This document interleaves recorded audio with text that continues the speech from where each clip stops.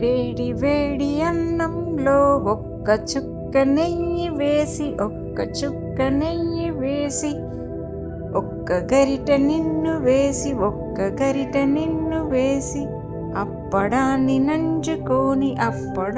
నంచుకొని తింటే తింటే అది సాంబార్. సాంబార్ కాదు, అది జ్ఞాపకం, ఒక జ్ఞాపకం. అమ్మ చేతి వంట నేనే మొత్తం తింటా.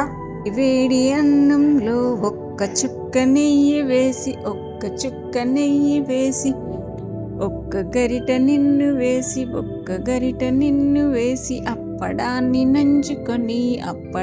నంచుకొని తింటే తింటే అది సాంబార్. అది సాంబార్. సాంబార్ కాదు, అది ఒక జ్ఞాపకం. ఆకలి కాదు, అది ఒక జ్ఞాపకం. అమ్మ చేతి వంట నిశ్శబ్దమైన సుఖం. అనుభవించండి.